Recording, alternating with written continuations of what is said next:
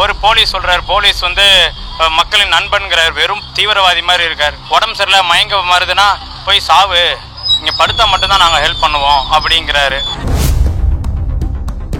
சமாளிக்க முடியாத கூட்டங்கள் இனி வரும் காலங்கள் தவிர்க்கப்பட வேணும் அப்படின்னு சொல்லிட்டு சொல்லியிருக்காங்க. சமாளிக்க முடியாத கூட்டங்கள் அப்படின்னு சொல்லிட்டு யாருக்கு சொல்றாங்க? அது அவங்க அதிமுக அரசுக்கே தன்னை நோக்கி அந்த கேள்வியை எழுப்பிக்கிறாங்களா? ஆமாம், அவங்க அண்ணன் நோக்கி தான். மாசு சொன்ன ஒற்றை வரியிலிருந்து நீங்கள் புரிஞ்சுக்கணும், கூட்ட நெரிசலில் சாகவில்லை. இதில் செத்தாங்க சார், வெப்பத்தினால. சூரியன் கொண்டு இருக்கிறது, சூரியன் கொல்லத்தான் செய்யும்.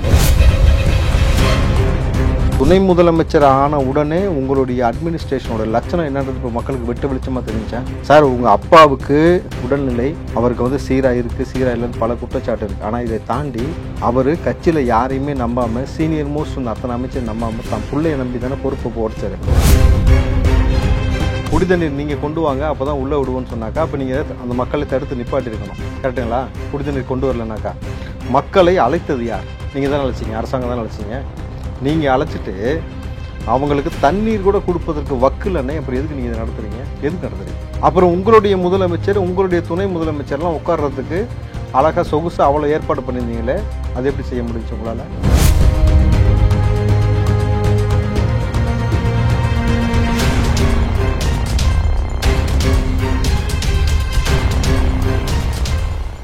ரியல் ஒன் நேயர்களுக்கு வணக்கம். இன்றைய நேயர்களுக்காக நம்முடன் இணைகிறார் காங்கிரஸை சேர்ந்த ராவுத்தர் இப்ராஹிம் அவர்கள்.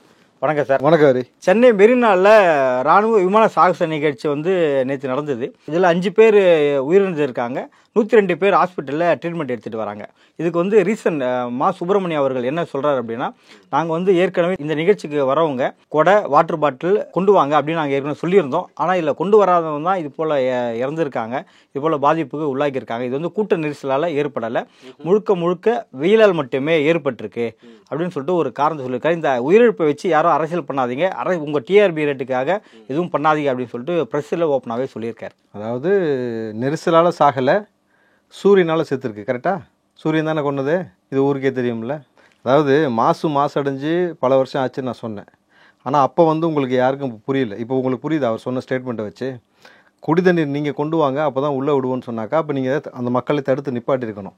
கரெக்டுங்களா? குடிதண்ணீர் கொண்டு வரலனாக்கா மக்களை அழைத்தது யார்? நீங்கள் தானே அழைச்சிங்க, அரசாங்கம் தானே அழைச்சிங்க. நீங்கள் அழைச்சிட்டு அவங்களுக்கு தண்ணீர் கூட கொடுப்பதற்கு வக்கில்லைன்னே அப்புறம் எதுக்கு நீங்கள் இதை நடத்துறீங்க? எதுக்கு நடத்துறீங்க? அப்புறம் உங்களுடைய முதலமைச்சர், உங்களுடைய துணை முதலமைச்சர்லாம் உட்கார்றதுக்கு அழகாக சொகுசு அவ்வளோ ஏற்பாடு பண்ணியிருந்தீங்களே, அது எப்படி செய்ய முடிஞ்சு உங்களால்? அப்போ மக்கள்லாம் உங்களுக்கு கிள்ளுக்குறே, அப்படி தானே? நல்ல ஒரு விஷயம் புரிஞ்சுங்க.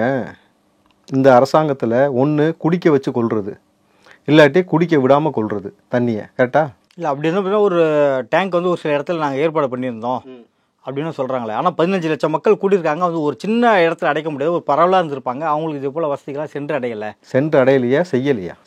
செய்ய துப்பு இல்லை உங்களுக்கு. கரெக்டுங்களா? அட்மினிஸ்ட்ரேஷனுக்கும் உங்களுக்கும் கொஞ்சம் கூட தகுதியே இல்லைன்னு நான் பல முறை சொல்லியிருக்கேன். உங்களால் வந்து நிர்வாகத்திறன் ஒழுங்காக செய்வதற்கு நீங்கள் துப்பற்று திராணியற்ற அரசாங்கமாக பல இடத்துல நீங்கள் தொடர்ந்து ஃபெயிலியர் ஆகிட்டே இருந்தீங்கன்றதை நம்ம கண்ணுக்கு முன்னாடி பார்த்தோம். கிளாம்பாக்கமாக இருக்கட்டும், போன வாட்டி பெருவெள்ளம் வந்தப்போ 4 மாவட்டம் வெள்ளத்தில் முங்கி செத்தாங்கல்ல, அன்னைக்கு அந்த மக்கள் சொன்னாங்கல்ல, ஒரு வாய் சோத்துக்கும் தண்ணிக்கு எங்களை பிச்சை எடுக்க வச்சாங்கன்னு. இன்றைக்கி அதே நிலைமை தான் மறுபடியும் நடந்திருக்கு. ஒருவேளை தண்ணிக்கு பிச்சை எடுக்க வச்சுருக்கீங்க ஒட்டுமொத்த மக்களையும். இதை விட ரொம்ப வேதனையான விஷயம் என்ன தெரியுங்களா? அங்கே ஒரு 2 இடத்துல மட்டும் டாய்லெட் ஃபெசிலிட்டி இருக்கும், தெரியுமா உங்களுக்கு? அங்கே ஸ்விம்மிங் பூல் பக்கத்தில் நீங்கள் அந்த டாய்லெட் ஃபெசிலிட்டி இருக்கும்ல, தண்ணியே கிடைக்காம டாய்லெட்டில் இந்த தண்ணியை குடிச்சிருக்காங்க மக்கள். எவ்வளோ அவலத்தின் உச்சம் இது! அந்த மக்கள் சொல்லக்கூடிய செய்தியை கேட்கும்பொழுது எவ்வளவு நெஞ்சு நமக்கு பதப்பதைக்குது. ஏங்க, ஒரு அரசாங்கத்தால் வெறும் சென்னை மெரினாவில் கூடக்கூடிய கூட்டத்திற்கு மட்டும், இது வெறும் சென்னையில் அந்த மெரினா பகுதியில் கூடக்கூடிய கூட்டத்துக்கு மட்டும் தண்ணி கூட அரேஞ்ச் பண்ணுறதுக்கு உங்களுக்கு துப்பு இல்லை அப்படின்னாக்கா, இந்த நிகழ்ச்சி நடத்துவதற்கான உங்களுக்கு என்ன தார்மீக அருகதை இருக்குது? துணை முதலமைச்சர் ஆவதற்கு முன்பாகவே உதயநிதி நடத்தின கார் ரேஸ் ஞாபகம் இருக்கா உங்களுக்கு? எத்தனை கோடி சார் செலவுக்கு? தோராயமாக எத்தனை கோடி உங்களுக்கு தெரிஞ்ச வரைக்கும் சொல்லுங்கள் பார்ப்போம். தெரியல சார், நான் அதுக்கான மதிப்பீடு பண்ணல. 50-60 கோடி ஏற்கனவே செலவு பண்ணாங்க. அதுக்கப்புறம் எத்தனையோ கோடி போச்சுல. ரோடை பேத்து எடுத்து அந்த ரோடுக்கு வந்து இப்போ செலவு பண்ண காசில் இங்கே நீங்கள் குறைஞ்சபட்சம் ஒரு 1 கோடி ரூபாய்க்கு உங்களால் தண்ணி கொடுத்துருக்க முடியாது. இது என்னன்னு உங்களுக்கு புரிஞ்சுங்களா? இதில் இருக்கக்கூடிய அரசியல் நீங்கள் புரிஞ்சுக்கோங்க. என்னைக்கு வந்து அரசாங்கம் தண்ணீரை விற்பனைக்கு அனுமதித்ததோ அன்னைக்கே மறுத்து போனது மனித இதயம். அதுதான் முதல் தப்பு. 2வது வந்து 15 லட்சம் பேர் கூடுறான், 15 லட்சம் பேர் கூடுறதுக்கு நீங்கள் அழைப்பு கொடுத்துருக்கீங்க. அவ்வளோ பேர் வராங்கன்னும் பொழுது டாய்லெட் ஃபெசிலிட்டி இல்லை, ஏற்பாடு பண்ணணுன்ற அறிவு வேணாமா உங்களுக்கு? எங்கே போவாங்க எல்லாரும்? குழந்தைங்க அகீஸ் போட்டு வரும், பெரியவங்களாம் அகீஸ் போட்டு வர முடியுமா? அந்த அறிவு இல்லையா உங்களுக்கு?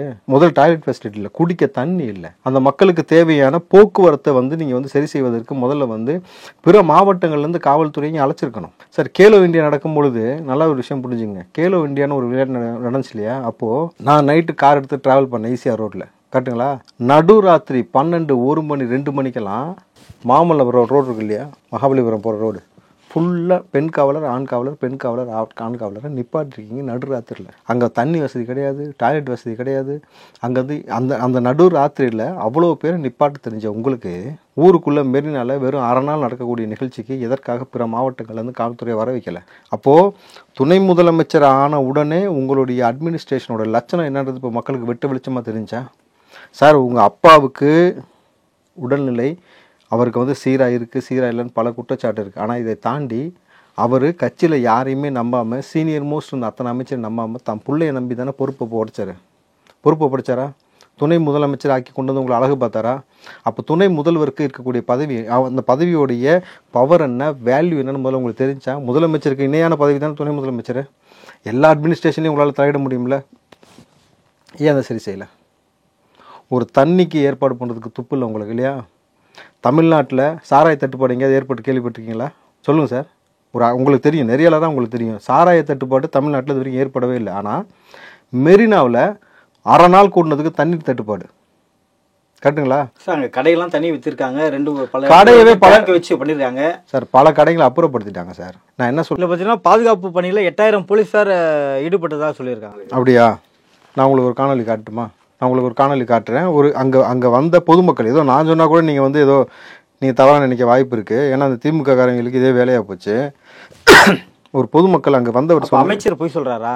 பொது நிகழ்வில் கூட்ட நெரிசலில் இறந்து போனவங்க நிறைய பேர் பார்த்துருக்காங்க, அதெல்லாம் பெரிய இஷ்யூ ஆகலை. இந்த கூட்ட நெரிசலே யாருமே இறக்கலை, முழுக்க வெயிலால் தான் இறந்து போயிருக்காங்க அப்படின்னு சொல்லிட்டு சுகாதாரத்துறை அமைச்சர் சொல்லியே நீங்கள் சந்தேகப்படுறீங்களே சார்? சுகாதாரத்துறை அமைச்சர் என்ன யார் பெரிய, சொல்லுங்கள் சார். சுகாதாரத்துறை அமைச்சர் என்றால் என்ன பெரிய சத்தியவானா? அவர் வந்து பொய்யே சொல்ல மாட்டாரா? இந்த ஆட்சியில் மட்டும்தானே சார் எல்லாமே போய் சொன்னீங்க. இந்த ஆட்சியில் கலெக்டர் போய் சொல்ல வச்சிங்களா? கள்ளச்சாராயம் நடந்த பொழுது கள்ளச்சாராயம் குடிச்சு இறக்கலன்னு சொல்ல வச்சிங்களா?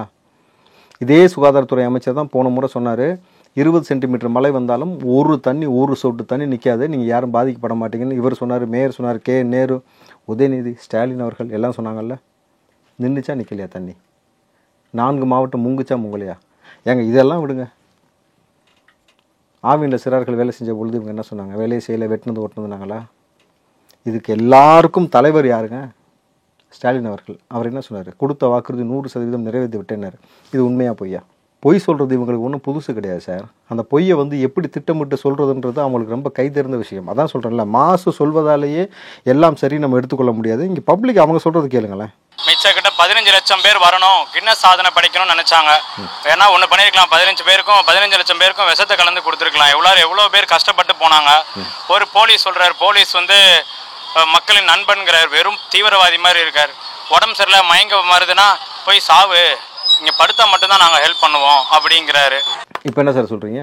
நீங்கள் மெடல் குத்திக்கிறதுக்கு, நீங்கள் வந்து இத்தனை லட்சம் பேரை நாங்கள் கூட்டி ஒரு நிகழ்ச்சி நடத்தணும்னு சொல்லி மத்திய அரசுக்கு காட்டுவதற்காகவும் நீங்கள் ஒரு சாகச நிகழ்ச்சி நடத்துனீங்கன்னாக்கா முதல்ல அந்த நிகழ்ச்சி நடத்த வேண்டிய நேரம் என்ன? உச்சி வெயில் நடத்துறீங்க. அங்கே இருக்கக்கூடிய பப்ளிக் சொன்னதெல்லாம் என்ன தெரியுமா? மேலே நிமிர்ந்து எங்களால் பார்க்க முடியல வானத்தை, கண்ணு வந்து இந்த வெயில் வந்து கண்ணை கூசுது, புரியுதுங்களா? சூரியனை பார்த்தாலே உங்கள் கண்ணு நாசமாக போயிடும்ன்றது தெரியும்ல உங்களுக்கு. அதைத்தான் பார்க்காதீங்கன்னு நானும் பலமுறை சொல்கிறேன், கேட்குறீங்களா? உங்களுக்கு அதான் மாசு இப்போ தெளிவாக சொல்லிட்டாரா? என்னன்னு சொன்னார்? நெரிசல் சாகவில்லை, வெப்பத்தில் செத்திருக்கிறீர்கள், சூரியன் கொண்டிருக்கிறது. யார் மேலே கேஸ் போடலாம்? புரிஞ்சுக்க, அவ்வளோதான் நான் சொல்ல முடியும். அதாவது இவர்கள் செய்யக்கூடிய அட்டகாசம்ன்றது நீங்கள் நல்லா யோசிச்சு பாருங்கள். நம்ம எத்தனையோ நிகழ்வை வந்து இது வரைக்கும் சென்னையில் பார்த்துருக்கோம், மெரினாவில். குறிப்பாக வந்து நீங்கள் ஜெயலலிதாவுடைய மரணம், அங்கே கூடிய கூட்டம், எவ்வளவு கூட்டம் ஆர்ப்பரிச்சுது. இப்படி மரணம் நடந்துச்சா? கலைஞர் கருணாநிதியுடைய மரணம் எவ்வளோ பிரம்மாண்ட கூட்டம் கூடியது, மரணம் நடந்துச்சா? இதை விட உச்சபட்சமாக மெரினா புரட்சி நடந்துச்சா சார் ஜல்லிக்கட்டுக்காக? மக்கள் தன்னிச்சையாக கூடினானா? நல்ல ஒரு விஷயம் புரிஞ்சுக்கோங்க. மக்கள் தன்னிச்சையாக கூடுனா, அத்தனை லட்சம் பேர் கூடுனா, அத்தனை லட்சம் பேருக்கு தரை மார்க்கமாகவும் சரி கடல் மார்க்கம் சரி உணவு தண்ணீர் வந்து இறங்கிக்கிட்டே இருந்துச்சு. யார் சார் செஞ்சா? தன்னார்வலர்கள், இங்கே இருக்கக்கூடிய பப்ளிக்கு மாறி மாறி அவர்களுக்கு உதவி செய்து கொண்டார்கள். ஒரு பப்ளிக்கு இவ்வளோ மக்களுக்கு உதவி செஞ்சு இவ்வளோ பேரை வந்து பசி இல்லாமல் தாகம் இல்லாமல் பார்த்துக்கிட்டவங்களால ஒரு அரசாங்கத்தால் செய்ய முடியலன்னா இதை விட வெக்கக்கேடு என்ன சார் இருக்கும் சொல்லுங்கள் பார்ப்போம். அதாவது ஒரு பிரகாஷ்ராஜ் ஒரு படத்தில் சொல்லுவார், எனக்கு பிடிச்சது 3 விஷயம், ஒன்று கொல்றது, இன்னொன்று கொல்றது, இன்னொன்று கொல்றது. அதே போல் தான் இது இருக்கிறது. இந்த காட்சி அமைப்பு நீங்கள் நல்லா பாருங்கள். ஒன்று குடிக்க வச்சு கொல்றீங்க, கரெக்டுங்களா? கள்ளச்சாராயம் குடிக்க வச்சு, இந்த பக்கம் கள்ளச்சாராயம் ஓடுது, குடிக்க வச்சு கொள்றாங்க. இந்த பக்கம் பார்த்தீங்கன்னா நல்ல சாராயம், அதுலேயும் டாஸ்மார்க்கில் வந்து சைனட் கலந்துருச்சுன்னு 2 பேர் செத்தாங்க. இந்த பக்கம் வாங்க, இப்போ என்ன நடந்திருக்கு? தண்ணீர் பெருவெள்ளம் வந்த பொழுது தண்ணீரில் மூழ்கி பல பேர் வந்து எந்த அளவுக்கு தத்தளிச்சாங்க, ஒரு வேளை சோத்துக்கு தண்ணிக்கு பிச்சை எடுத்தாங்க. இப்போ அதே மாதிரி பார்த்தீங்கன்னாக்கா ஒரு வேளை தண்ணிக்கு பிச்சை எடுக்க வச்சு டாய்லெட்டில் இருக்க தண்ணியெலாம் குடித்து அந்த பக்கம் மயக்கம் வந்து அந்த மக்களை வந்து பரிதவிக்கக்கூடிய நிலையில் கொண்டு போய் விட்டுருக்கீங்க. அப்போ நல்ல ஒரு விஷயம் புரிஞ்சுங்க, கொல்றதுன்ற மாதிரி இவர்கள் ஏதாவது ஒரு விஷயம் உருப்படியாக செஞ்சாங்கன்னு சொல்லுங்கள் பார்ப்போம். இப்போ இந்த அரசாங்கத்தில் இருக்கக்கூடிய எந்த நபர்களுக்குமே அட்மினிஸ்ட்ரேஷனாக என்னன்னு தெரியல, மக்களை பற்றின புரிதல் கிடையாது, மக்கள் மீது அக்கறை கிடையாது. அவர்களை எந்த வகையில் வந்து சார் ப்ராப்பராக வந்து ஒரு பேரிகேட் போட்டு இத்தனை பாதை அமைச்சிருக்கணுமா இல்லையா? அமைச்சாங்களா சார்? 7 பாதையை அமைச்சிருக்காங்க, 7 வழியாக உள்ள என்ட்ரன்ஸ் பண்ணியிருக்காங்க. வெளியே அனுப்பும்போது ஒரே பாதை தான். என்ன பாதை? சுடுகாட்டுக்கு போகிற பாதை தானே? அப்படி தான் ஆகிப்போச்சு இப்போது சார். கிட்டத்தட்ட நீங்கள் பாருங்கள், 2 மணி நேரமாக இந்த மக்கள் வந்து பரிதவிச்சு நிற்கிறாங்க. 2 மணி நேரமாக சார். நீங்கள் நல்லா ஒரு விஷயம் புரிஞ்சுங்க, 2 மணி நேரம் அவங்க பரிதவிச்சது கிடையாது. ட்ரெயினில் மக்கள் எவ்வளோ தொங்கிட்டு போனால் நீங்கள் பார்த்தீங்களா? ஏறுவதற்கு கொஞ்சம் கூட இடம் கிடையாது. வெயிலில் ஜன்னலை பிடிச்சிக்கிட்டு எலக்ட்ரிக் ட்ரெயினில் ஏறிட்டு போகிறான். அதாவது ஒவ்வொரு குடும்பத்தை சார்ந்த நபர்களும் மக்கள் ஏதோ போர்க்களத்திற்கு போயிட்டு அவன் உயிரோட திரும்ப வீட்டுக்கு வருவானான்னு காத்துக்கிட்டு இருக்கக்கூடிய நிலையில் இருக்கக்கூடிய அந்த ஒரு மனநிலையை ஏற்படுத்தினாங்க. இப்படியா சார் பண்ணுறது? Well done sir. ஆனால் உண்மையில சொன்னால் உதயநிதிக்கு மிகப்பெரிய பாராட்டுகள். நான் முன்னாடியே வந்து நல்ல ஒரு விஷயம் புரிஞ்சுங்க, உதயநிதி இது எல்லாமே உதயநிதி தான் சாருன்றீங்களா? உதயநிதி பொறுப்பெடுத்து முதல் அடியே ஒரு பெரிய அடியாக விழுந்திருக்காரு. நிச்சயமாக அது வேறு யாருக்கு சார் சாரும்? துணை முதலமைச்சர். இதுக்கு முன்னாடி வெறும் அமைச்சர், விளையாட்டு மத்திய அரசு விழா. இங்கே யார் வர சொன்னது? மக்களை வாங்கன்னு சொல்லி அடைச்சது யாரு? அதான் சார், ஒவ்வொரு இடத்துலையும் பார்த்தீங்கன்னா கண்காணித்து போலீஸுக்கு கூண்டு வச்சு பண்ணியிருக்காங்க, எல்லாருமே ஈடுபட்டிருக்காங்க. அப்படி இருந்தும் வந்து அரசால தவிர்க்க முடியாத இழப்பு தானே அரசு இன்னும் வரைக்கும் சொல்லிட்டு இருக்கு. அரசாங்கம் பார்த்தீங்கன்னா கனிமொழி அவர்கள் இல்லை கனிமொழிக்கு நம்ம வருவோம். அரசாங்கம் மெரினாவில் இதுக்கு அப்புறமேட்டு யாரும் கூடுவதற்கு, ஆர்ப்பாட்டம் பண்ணுவதற்கு, போராட்டம் பண்ணுவதற்கு, கூடுவதற்கு அனுமதி இல்லைன்னு சொல்லியிருக்கு, கரெக்டுங்களா? இப்போ இங்கே அழைச்சி அனுமதி கொடுத்தது யார்? அரசாங்கம் அனுமதிக்காம மெரினாக்குள்ளே வந்தாங்க சொல்லுங்கள். அரசாங்கம் அனுமதிச்சு தானே வந்திருக்கீங்க சார். நீங்கள் இந்த போகிற போக்கில் இந்த சப்பக்கட்டெல்லாம் இந்த திமுக அரசாங்கம் கட்டக்கூடாது. நீங்கள் ஏற்பாடு பண்ண நிகழ்ச்சி நீங்கள் வரவிடாமல் தடுத்துருக்க வேண்டியதானே? ஏன் செஞ்சீங்க இதை? இப்போ வாங்க கனிமொழிக்கு. சமாளிக்க முடியாத கூட்டங்கள் இனி வரும் காலங்கள் தவிர்க்கப்பட வேணும் அப்படின்னு சொல்லியிருக்காங்க. சமாளிக்க முடியாத கூட்டங்கள் அப்படின்னு சொல்லிட்டு யாருக்கு சொல்கிறாங்க? அது அவங்க திமுக அரசுக்கே தன்னை நோக்கி அந்த கேள்வியை எழுப்பிக்கிறாங்களா? ஆமாம், அவங்க அண்ணன் நோக்கி தான். அவங்க திமுக அரசில் தானே இருக்காங்க, எம்பி தானே இருக்காங்க. யார் சார் முதலமைச்சர்? அவங்க துணை முதலமைச்சர் இல்லை. சமாளிக்க முடியாத கூட்டம் இருக்கும் பொழுது இனிமேட்டு இது போன்ற ஒரு கூட்டங்கள் கூடுவதை தவிர்க்க வேண்டும். கூட்டம் கூட்டியது யார்? அரசாங்கம். அதைத்தான் அவங்க திரும்ப சொல்கிறாங்க. நம்ம அப்படி தான் எடுத்துக்க வேண்டியது. அண்ணன் மேலேயும் அண்ணன் பையன் மேலேயுமே பயிறாங்களா கனிமொழி? அண்ணன் மேலேயும் அண்ணன் பையன் மேலேன்றதை விட ஒரு சிறந்த ஒரு அரசியல்வாதியாக இவங்க அட்மினிஸ்ட்ரேஷன் எந்த அளவுக்கு ஃபெயிலியர்ன்றதை அவங்க சொல்கிறாங்க. ஏன்னா நிறைய பேர் நேற்று நான் பார்த்தேன், அடுத்தடுத்து பதிவுகள் போடப்பட்டதெல்லாம் பார்த்தேன். மனிதாபிமானம் என்பது இல்லாமல் வந்து இதயத்தை கழட்டி வெளியில் வச்சுட்டு மிருகங்கள் கூட இந்த மாதிரியான விஷயங்கள் செய்யுமா நமக்கு தெரியல. பல நபர்கள் திமுகவிலிருந்து எப்படி பதிவுகள் போட்டிருக்காங்க தெரியுங்களா? கூட்ட நெரிசலால் உயிரிழப்பு ஏற்படவே இல்லை, திட்டமிட்டு இது வந்து திமுக அரசாங்கத்தின் மீது பழி சுமத்தப்படுகிறது, வதந்தி பரப்பப்படுகிறதுன்னு போடுறாங்க. காணொலி, அவ்வளோ காணொலி இருக்குல்ல சார். எத்தனை ஊடகவியலாளர்கள் என்கிட்ட பேசினாங்க தெரியுங்களா? அவங்க எல்லாமே களத்துக்கு போனாங்க சார். 2லேருந்து 2.5 மணி நேரம் சார். 1/2 கிலோமீட்டர் இல்லை, 100 மீட்டர் எங்களால் தாண்ட முடியலன்றாங்க. வெயில், இந்த பக்கம் போக முடியல, இந்த பக்கம் போக முடியல, குடிக்க தண்ணி இல்லை சார். நீங்கள் அவங்க பட்ட அவஸ்தை வேதனை இருக்குல்ல, நரக வேதனைன்னு சொல்லுவாங்கள்ல, அதை நேற்று அனுபவித்தோம்னு சொன்னாங்க. ஒரு சொட்டு தண்ணி இல்லை, பேச முடியல, சுவாசிக்க முடியல, சுத்தமான காற்று கிடையாது, வெயில் அந்தளவுக்கு கொண்டுகிட்டு இருக்கு. இந்த பக்கம் வந்து இயற்கை உபாதைகள் கழிக்க வேண்டிய நபர்களுக்காக எங்கேயுமே போக முடியல. சின்ன சின்ன குழந்தைங்க அங்கங்கே போயிட முடியும் சார். பெரியவங்களாம் என்ன சார் பண்ணுவாங்க? எவ்வளோ கொடுமை தெரியுங்களா? இந்த கூட்ட நெரிசல் ஆம்புலன்ஸ் எத்தனை ஆம்புலன்ஸ் சிக்கிச்சு பார்த்தீங்கல்ல? கர்ப்பிணி பெண்ணை அந்த வெயிலில் வந்து 2 மணி நேரம் சிக்கிக்கிட்டது ஆம்புலன்ஸ்லேருந்து ஒரு வழி இல்லாமல் ஸ்ட்ரெச்சரோடு அங்கே இருக்கக்கூடிய இளைஞர்கள் தோளில் தூக்கிட்டு கொண்டு போய் ஆஸ்பத்திரியில் சேர்த்தாங்க. எவ்வளோ அவலம் சார் இதெல்லாம். ஒரு சின்ன விஷயத்த வெறும் ஒரு சின்ன விஷயம் ஒரு 3 மணி நேரம் நடக்கக்கூடிய விஷயத்த உங்களால் வந்து நடத்துவதற்கு துப்பு இல்லை. லியோ ஆடியோ ஃபங்க்ஷன் நடந்தால் கூட்டம் கூட்டிட்டு ஆடியோ ஃபங்க்ஷன் நடத்துறதுக்கு அனுமதி கொடுக்கல. செஞ்சீங்கல்ல. இன்றைக்கி விஜய்க்கு 33 கேள்வி கேட்டீங்கல்ல. இதை செய்யணும், அதை செய்யணும், அதை பண்ணு, இதை பண்ணுன்னு. உங்களுக்கு அந்த அறிவு இல்லை. ஊருக்கு தான் உபதேசம் அவங்கள பொறுத்த வரைக்கும். அப்படி தானே போய்கிட்டு இருக்கு. உங்களால் வந்து ஒரு சில நிகழ்ச்சியை நிப்பாட்ட முடியுது. ஆனால் நீங்கள் நடத்தக்கூடிய நிகழ்ச்சியை வந்து சரிவர செய்வதற்கு உங்களுக்கு வக்கில் என்னும் பொழுது, சார் நான் உதயநிதி துணை முதலமைச்சர் ஆகணும்னு சொன்ன பொழுது ஒரு எதிர்ப்பும் தெரிவிக்காத ஒரு ஆள் நான். ஆகட்டும்னு சொன்னேன்.